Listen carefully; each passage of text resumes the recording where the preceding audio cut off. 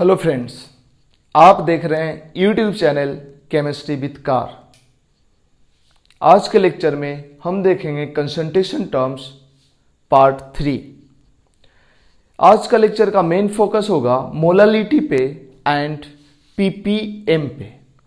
But पिछला lecture में एक दो क्वेश्चन बच गया था मोलारिटी बेस्ड करना, तो अभी हम पहले मोलारिटी बेस्ड एक क्वेश्चन करेंगे और उसके बाद आएंगे मोलालिटी पे एंड देन पीपीएम पे। तो क्वेश्चन है हमारा, एक वेसल में एसिड सॉल्यूशन है जिसमें H+ का कंसंट्रेशन 0.1 है, वॉल्यूम 100 ml है। दूसरे वेसल में H+ का कंसंट्रेशन 0.2 है और वॉल्यूम, इसका वॉल्यूम, सॉल्यूशन का वॉल्यूम 100 ml है।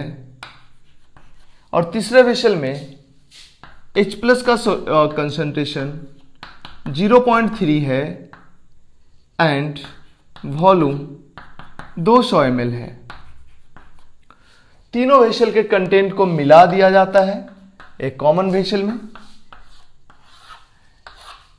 तुम्हें बताना है इसमें H+ का कंसंट्रेशन, मतलब H+ का मोलरिटी। बड़ा सिंपल है, फॉर्मूला लगाएंगे। क्या चीज? H+ का जो कंसंट्रेशन होगा, मोल of H+ in this plus mole of H+ in this into plus mole of H+ in this, तीनों का H+ इसमें जाएगा। टोटल मोल्स हो गया H+ का, divided by total volume 100 plus 100 plus 200। क्या होगा? M1V1 plus M2V2 plus M3V3 divided by V1 plus V2 plus V3। M1 क्या ले लेंगे? V1, M2, V2, M3, V3 और V1 के जगह ये, V2 की जगह ये, V3 की जगह ये, जो आएगा वहीं आ जाएगा H+ का कंसंट्रेशन। यही होगा आंसर। ठीक है, चलते हैं नेक्स्ट क्वेश्चन पे।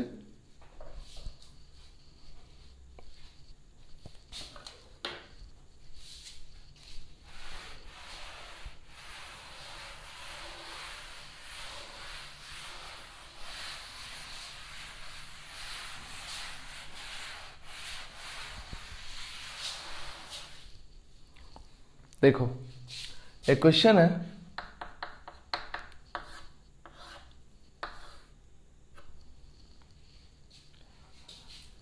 एक वेसल है जिसमें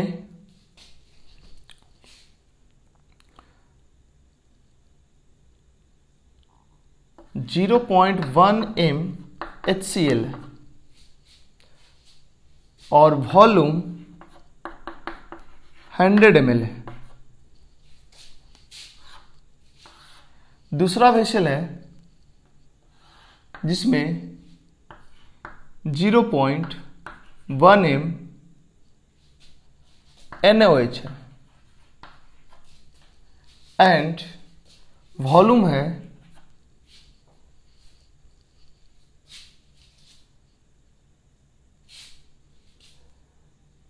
100 ml।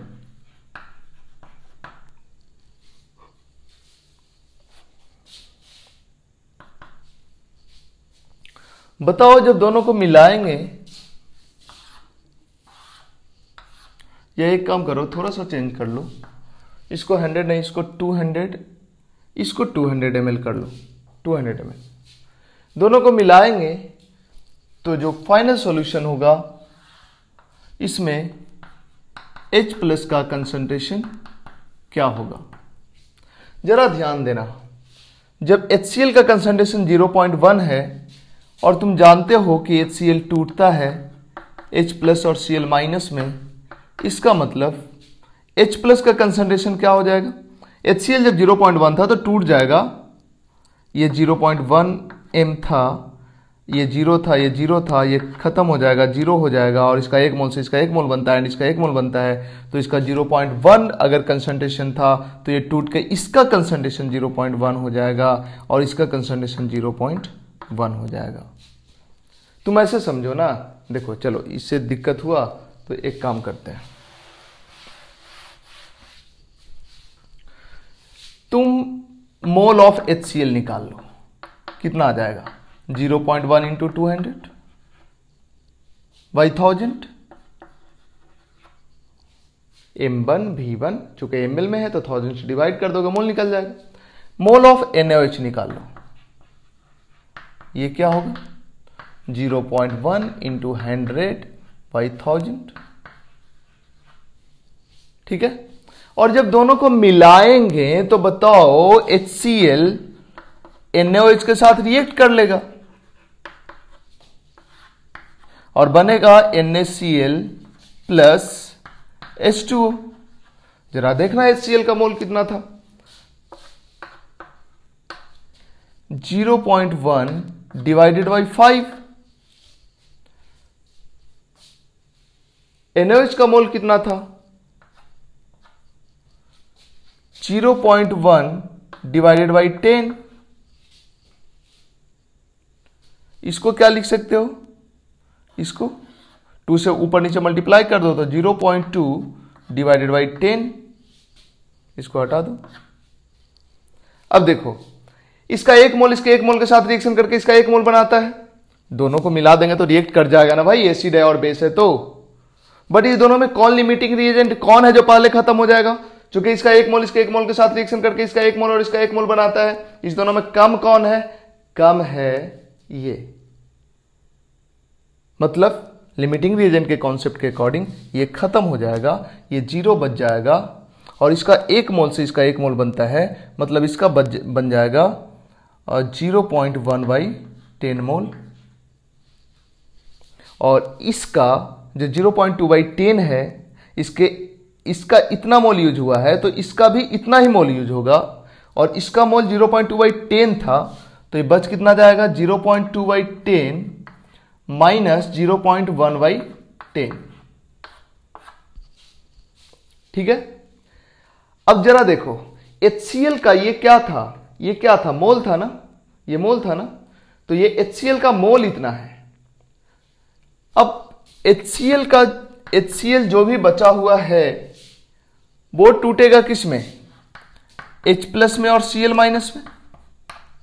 तो HCl का मोल था, इसको माइनस करो तो 0.1 बाई 10 आ जाएगा, 0.1 बाई 10, ये 0 ये 0, ये पूरा खत्म होगा क्योंकि पूरा टूट जाएगा तो ये 0 हो जाएगा और ये हो जाएगा 0.1 बाई 10 और ये भी 0.1 बाई 10।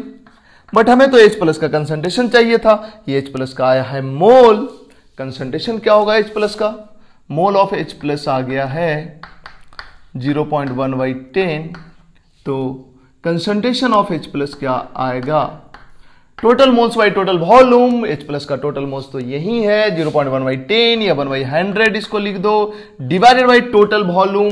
टोटल वॉल्यूम कितना होगा, ये दोनों को मिलाए हैं तो ये 200 ml और ये 100 ml, कितना हो गया 300 ml, 300 ml बट लीटर में करके लिखेंगे तो 1000 से डिवाइड कर दो, 1 बाई 100 इंटू 1000 बाई 300, 1 बाई 30, ये आया H प्लस का कंसंट्रेशन। तो ये था ओवरऑल मोलारिटी, ठीक है। क्या और कुछ करें, एक क्वेश्चन और कर लेते हैं मोलारिटी बेस्ड।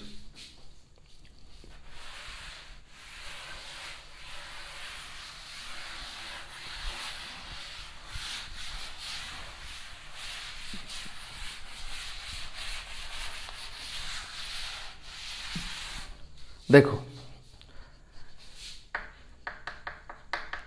एक वेसल है जिसमें 98 ग्राम H2SO4 लिया गया है और इसमें पानी मिला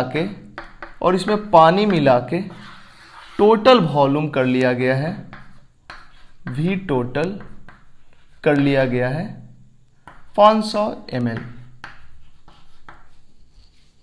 ठीक है। अब तुम्हें बताना है H प्लस का कंसंट्रेशन। सबसे पहली बात देखो, मोल ऑफ H2SO4 हम निकालेंगे, क्योंकि H2SO4 से ही H आएगा। तो पहले H2SO4 का मोल निकालें, given mass divided by molar mass. Given mass 98 है और H2SO4 का मोलर मास जो होता है 2 × 1 प्लस 32 प्लस 4 × 16, ये सबको जोड़ोगे तो 98 आ जाएगा। मतलब ये हो गया 98/98 1। H2SO4 का मोल्स आ गया 1। H2SO4 हम जानते हैं कि एक्वस सॉल्यूशन में टूट जाता है 2H प्लस और SO4 - 2 में। इसका मतलब इसका 1 मोल है शुरू में, इसका कुछ भी नहीं, इसका कुछ भी नहीं है। जब टूट जाएगा तो ये 0 हो जाएगा और इसका 1 मोल से इसका 2 मोल बनता है, इसका 2 मोल बनेगा और इसका 1 मोल बनता है। इसका 1 मोल से इसका 2 मोल और इसका 1 मोल बनता है, क्योंकि यहाँ कोफिशिएंट 1 है, यहाँ 2 है, यहाँ 1 है। इसका ओवरऑल 1 मोल था, शुरू में ये कुछ भी नहीं था, लेकिन ये जब टूट गया होगा पूरी तरह तो ये खत्म हो गया होगा और इसका 2 मोल बन गया होगा और इसका 1 मोल बन गया होगा। मतलब H प्लस का मोल 2 मोल हो गया। मोल ऑफ H प्लस 2 हो गया। तो कंसंट्रेशन ऑफ H प्लस क्या हो जाएगा? Mole of H plus Y total volume. Total volume क्या है? वॉल्यूम क्या है? वॉल्यूम क्या है? कितना? 500 ml। तो 500 बाई 1000, ये हो गया 2, ये हो गया 2/1 इंटू 2/1। तो कितना आ गया? 4 आ गया। 4 आया ना? ये 2/1 500/1000 तो 2, हाँ। तो चलो जो भी आया 4 आया तो आया, और क्या।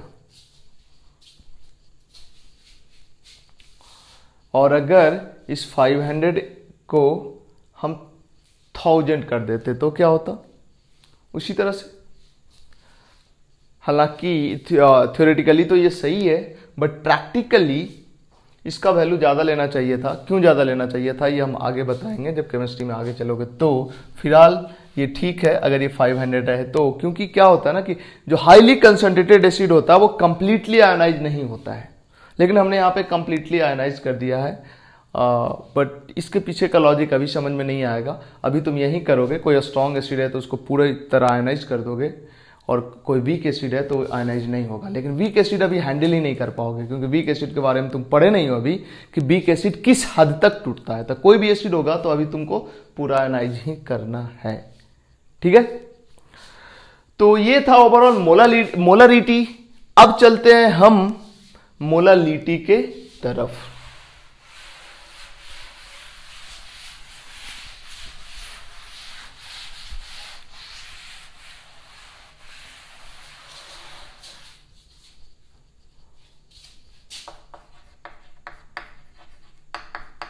मोलालिटी क्या होता है?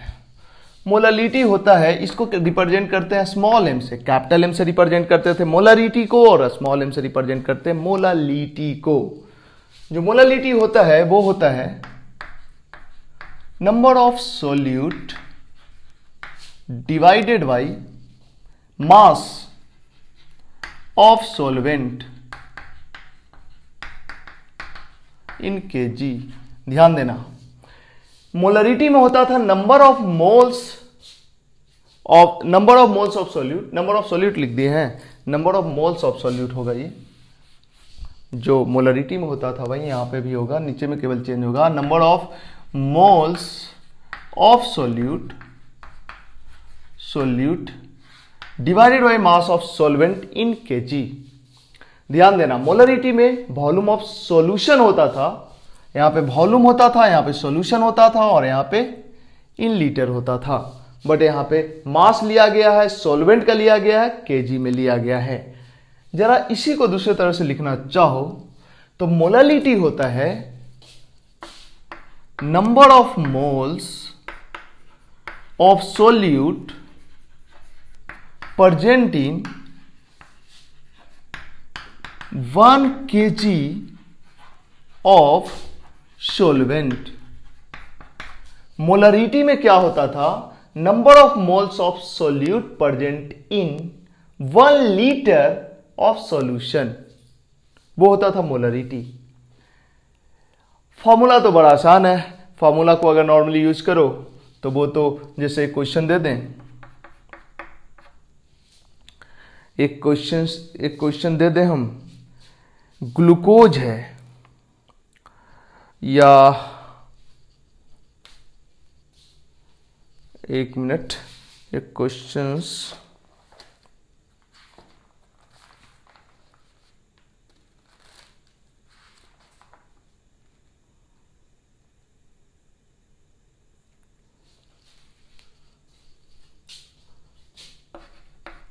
ग्लूकोज है जिसका फॉर्मूला होता C6H12O6, ठीक है। ग्लूकोज है, ग्लूकोज लिया गया है 10 ग्राम, या ऐसे समझो कि एक कंटेनर है जिसमें ग्लूकोज ले लिया गया है 10 ग्राम ग्लूकोज, और दूसरा एक वेसल है जिसमें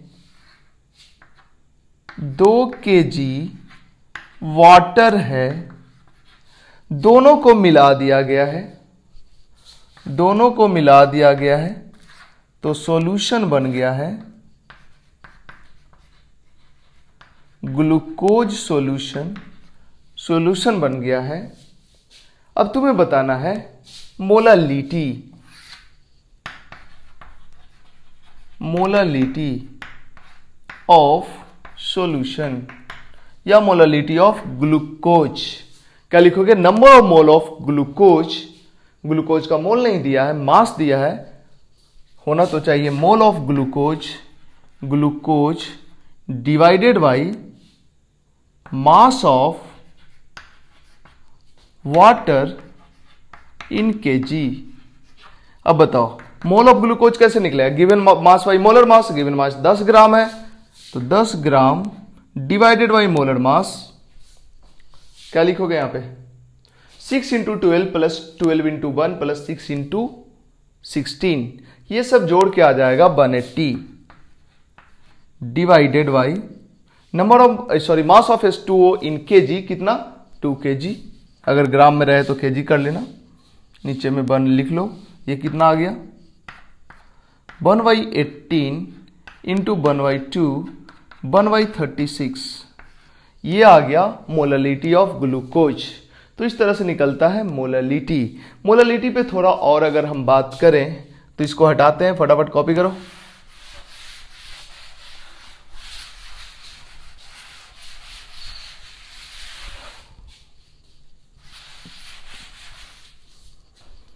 देखो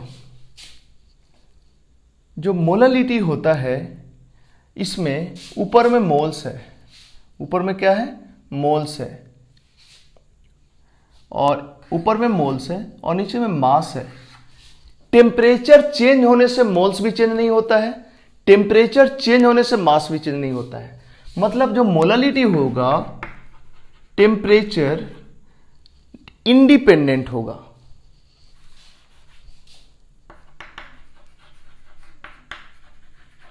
टेम्परेचर इंडिपेंडेंट होगा। टेम्परेचर इंडिपेंडेंट का मतलब क्या है? अगर किसी वेसल में ग्लूकोज का सॉल्यूशन पड़ा हुआ है और इसमें ग्लूकोज का कंसंट्रेशन 0.1 m है, अगर -10 डिग्री सेल्सियस, सॉरी, अगर 10 डिग्री सेल्सियस पे, तो अगर इसका टेम्परेचर, इसी वेसल का टेम्परेचर बढ़ा दें और कर दें 70 डिग्री सेल्सियस, तो इसका जो मोलालिटी 0.1 m था यहां भी 0.1 m ही रहेगा। मतलब टेम्परेचर बदलने से मोलालिटी नहीं बदलता है, लेकिन जो मोलारिटी होता है, मोलारिटी ये होता है टेम्परेचर डिपेंडेंट, टेम्परेचर बदलने से सॉल्यूशन का मोलरिटी बदलता है। ऐसा क्यों? क्योंकि जो मोलरिटी होता है ये होता है NyV, और वॉल्यूम जो होता है सॉल्यूशन का वॉल्यूम होता है, और वॉल्यूम होता है टेम्परेचर डिपेंडेंट। 9th में पढ़े होगे सॉलिड भी टेम्परेचर, सॉलिड का भी टेम्परेचर लेने पे एक्सपेंशन होता है, लिक्विड का भी और गैस का भी। तो ये वॉल्यूम है लिक्विड का, तो टेम्परेचर चेंज करने पे इसका वॉल्यूम चेंज होगा, मोल फिक्स रहेगा, तो मोलरिटी क्या होगा? चेंज होगा। तो ये जो वॉल्यूम होता है टेम्परेचर डिपेंडेंट होता है, टेम्परेचर डिपेंडेंट होता है। इसका मतलब ये पूरा भी टेम्परेचर डिपेंडेंट होगा, इसका मतलब मोलरिटी टेम्परेचर डिपेंडेंट होता है, जबकि मोलरिटी टेम्परेचर इंडिपेंडेंट होता है।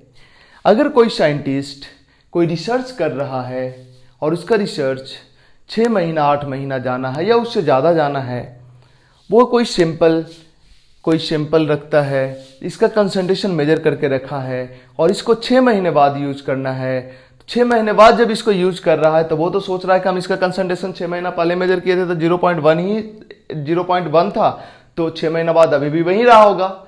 लेकिन सोचो, अगर 6 महीना पहले गर्मी था और अभी 6 महीना बाद ठंडा आ गया है और ये कंसंट्रेशन वो मोलरिटी के टर्म में मेजर किया था, तो 6 महीना बाद तो मोलरिटी बदला हुआ रहेगा। लेकिन अगर मोलरिटी के टर्म में मेजर किया था तो मोलरिटी बदला हुआ नहीं रहेगा। मोलरिटी RRR, मोलरिटी बदला हुआ रहेगा, बट मोललिटी LLL, मोललिटी बदला हुआ नहीं रहेगा।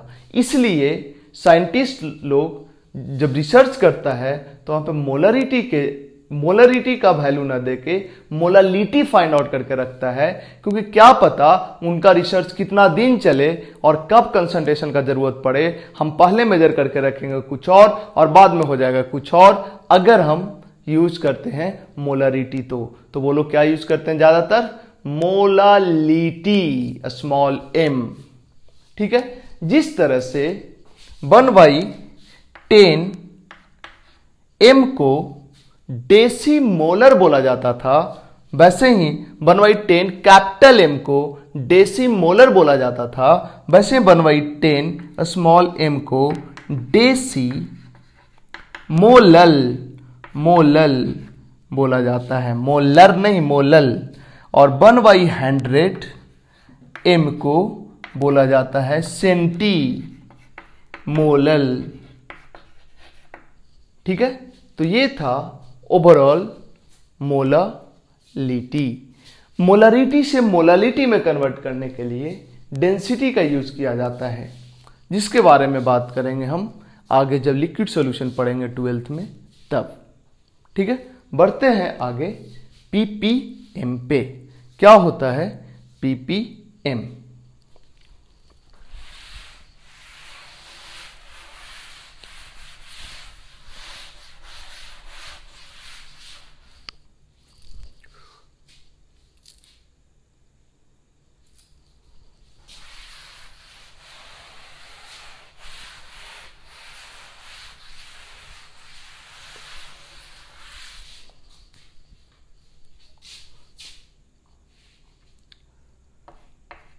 ppm पहले ठीक है, हम पहले ppm देखते हैं। ppm क्या होता है? ppm बताओ बच्चों, बताओ भाई लोग, क्या होता है ppm? 9th में पढ़े होगे तुम लोगों में से कुछ लोग, कोई नहीं पढ़ा है। ppm का मतलब होता है पार्ट पर मिलियन, पार्ट पर मिलियन। ppm का मतलब है पार्ट पर मिलियन। पार्ट पर मिलियन ये क्या है समझना जरा। ये डिफाइन होता है ppm जिस तरह से मोलरिटी ये सब कंसंट्रेशन मेजर करने का टूल्स है। उसी तरह से पीपीएम भी कंसंट्रेशन मेजर करने का टूल्स है। इसके बारे में भी बहुत डिटेल लिक्विड सॉल्यूशन 12th में पढ़ेंगे, पर थोड़ा बहुत देख लेते हैं। पीपीएम डिफाइन होता है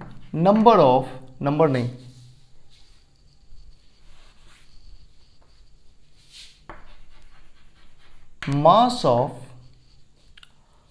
solute divided by mass of solvent, mass of solution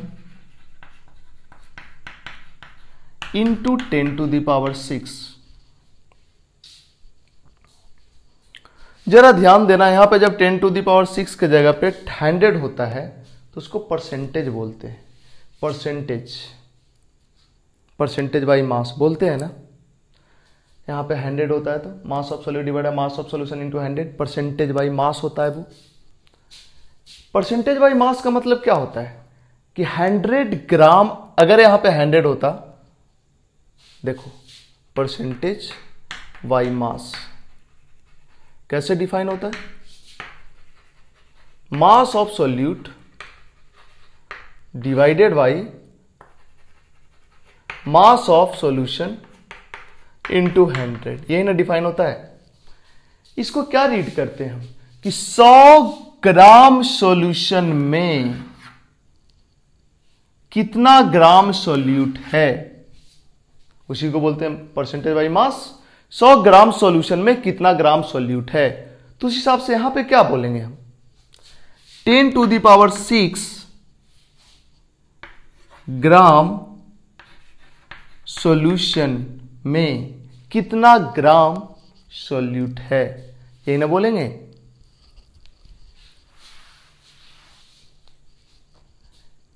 और अगर हाँ क्या बोलेंगे, 10 क्या इसका मतलब हुआ,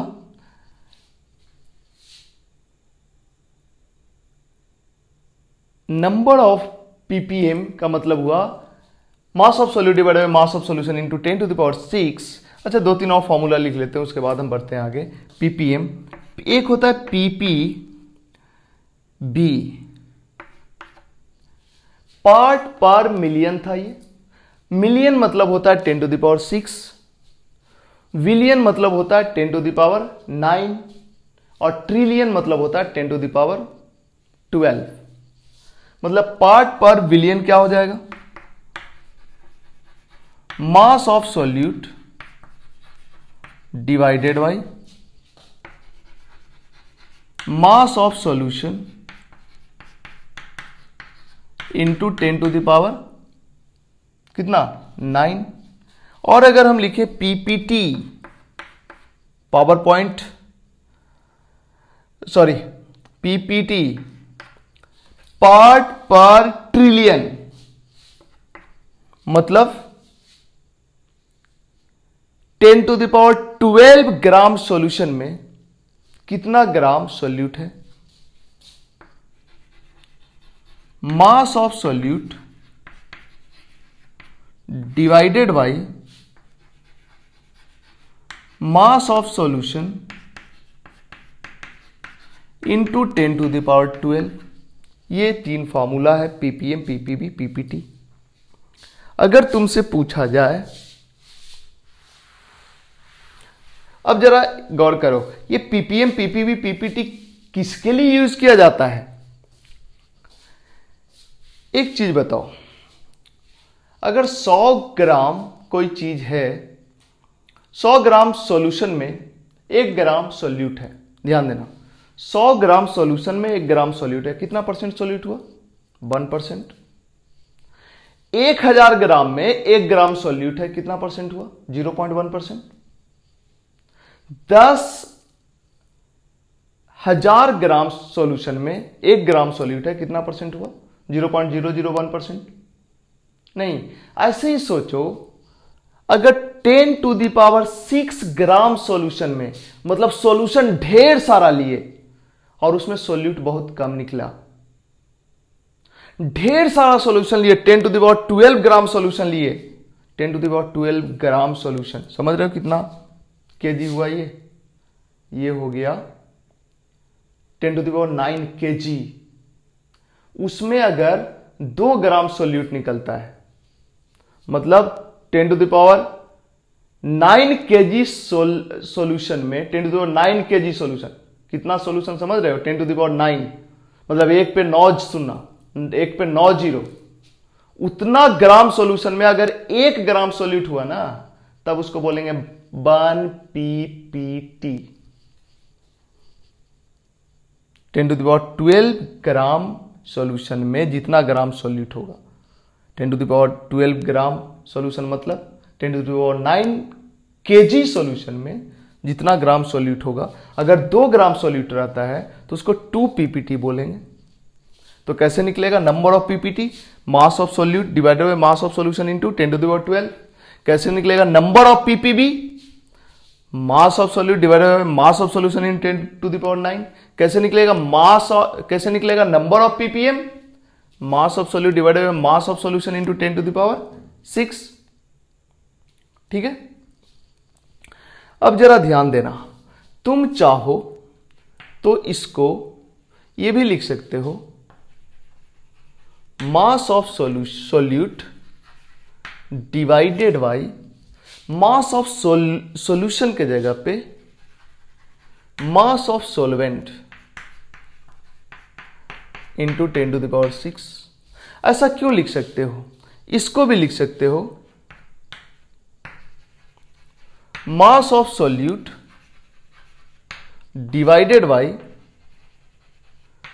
मास ऑफ सॉल्वेंट इंटू 10⁹। और इसको लिख सकते हो, मतलब सॉल्यूशन को हम लिख सकते हैं क्या चीज?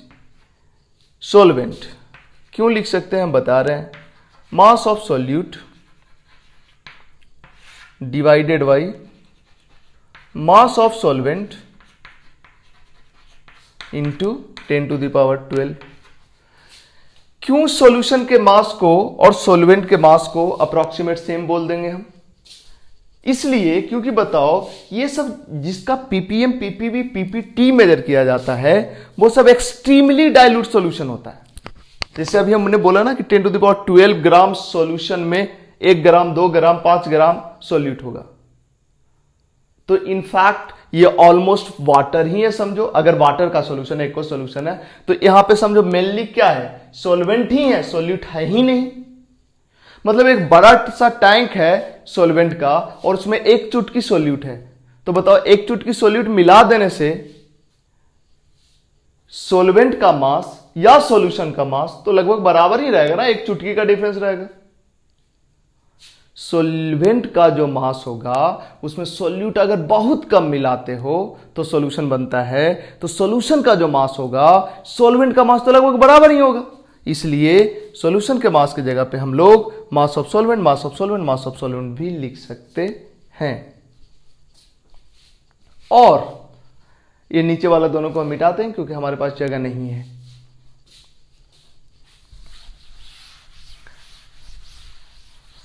अगर ध्यान देना, अगर एक्वस सॉल्यूशन है, मतलब ये जो सॉल्यूशन है इसमें सॉल्वेंट अगर वाटर है, for aqueous solution mass of solvent मतलब mass of water and volume of water, ये दोनों सेम ही होता है क्योंकि वाटर का डेंसिटी 1 होता है। तो अगर 1 लीटर वाटर है तो मास 1 kg होगा, 5 लीटर वाटर है तो मास 5 kg होगा। तो एक्वस सॉल्यूशन के केस में तुम ये भी लिख सकते हो, number of ppm is equal to, मतलब this is equal to mass of solute divided by volume of solvent, volume of solvent into 10⁶। क्योंकि वाटर के केस में मास और वॉल्यूम सेम ही होगा, बशर्ते करना क्या होगा तुमको, यहां पे क्या यूनिट लोगे, ग्राम में लोगे, नीचे भी ग्राम में लोगे। यहां पे क्या लोगे, यहां पे ग्राम में लोगे, और यहां पे क्या लोगे, एमएल में लोगे। ठीक है, मतलब यहां ग्राम ग्राम ग्राम ग्राम ग्राम ग्राम ग्राम ग्राम, यहां पे ग्राम और यहां पे एमएल। ये क्या है, ग्राम में लेंगे, और ये क्या मिलेंगे, एमएल में लेंगे। ठीक है, यहां पे क्या, ये क्या में रहेगा, ग्राम ग्राम ग्राम ग्राम ग्राम ग्राम ग्राम ग्राम, ताकि यूनिट कैंसिल हो जाए। और यहां देखो, जितना ग्राम सॉल्वेंट होगा उतना ही एमएल सॉल्वेंट होगा, क्योंकि यहां पे सॉल्वेंट हमने लिखा है एक्वा सॉल्यूशन, मतलब वाटर के केस में, तो वाटर का डेंसिटी 1 होने के कारण वाटर का जो मास होता है वही वॉल्यूम होता है। तो by the way 5 ml 10 ml solvent है, या 5 ml सॉल्वेंट है, 5 ml सॉल्वेंट है, तो अरे यहाँ 5 ml सॉल्वेंट है तो उसका मास 5 ग्राम होगा, इसलिए यहां पे लिख दिया वॉल्यूम ऑफ सॉल्वेंट, सॉरी 5 ग्राम, यहाँ मास है ना, 5 ग्राम सॉल्वेंट है तो उसका वॉल्यूम 5 ml होगा। तो volume of solvent in ml, यहां ग्राम में लिखो तब भी वही 5 ही लिखाएगा, और ml में लिखो तब भी वही 5 ही लिखाएगा। ठीक है, लेकिन ये फॉर्मूला इसको इसके बराबर कर सकते हो एक्वा सॉल्यूशन के लिए, मतलब सॉल्वेंट वाटर है तो सॉल्वेंट अगर दूसरा है तो उसका डेंसिटी 1 नहीं होता है, और वैसे केस में मास को वॉल्यूम से रिप्लेस नहीं कर सकते हो। मास को वॉल्यूम से रिप्लेस कर सकते हो जब डेंसिटी 1 हो तो, और डेंसिटी 1 वाटर के केस में होता है, बाकी किसी सॉल्वेंट के केस में नहीं होता है। तो ये है तुम्हारा पीपीएम। ठीक है, तो पीपीएम पे बेस्ड क्वेश्चन जब हम इस ब्लॉक पढ़ेंगे तो उसमें 1-2 आएगा। अभी पीपीएम पे बेस्ड कोई क्वेश्चन हम नहीं करते हैं, अगर आएगा क्वेश्चंस रहेगा तो फॉर्मूला पुट करके बना लोगे। तो ये था ओवरऑल कंसंट्रेशन टर्म्स। ठीक है, तो देखो हमारा कोशिश होगा कि हर दिन एक वीडियो लेक्चर जाए, या 2 भी जा सकता है, क्योंकि अगर हर दिन एक नहीं देंगे तो सिलेबस थोड़ा पीछे हो सकता है। इसलिए हमारा कोशिश होगा कि हर दिन एक वीडियो लेक्चर दें। हालांकि सिलेबस पीछे डेली नहीं देंगे तब भी नहीं होगा, वो तो डिपेंड करता है ना कि लेक्चर का साइज कितना है और एग्जाम्पल्स कितना कराते हैं, ये सब पे डिपेंड करता है। तो सिलेबस का कोई टेंशन नहीं है, सिलेबस सही टाइम पे खत्म होगा, कोई दिक्कत नहीं है। बट तुम्हें ये देखना चाहिए कि जो तुम पढ़ रहे हो वो तुमको समझ आ रहा है या नहीं, इसको तुम समझते हुए चीज़ों को आगे ले चलोगे, अदरवाइज बैकलॉग हुआ तो दिक्कत होगा। ठीक है, तो आज रोकते हैं लेक्चर को यहीं पे, मिलते हैं नेक्स्ट लेक्चर में, या तो टाइट्रेशन या तो इक्विवेलेंट कॉन्सेप्ट के साथ। ठीक है, आज के लिए इतना ही, थैंक यू।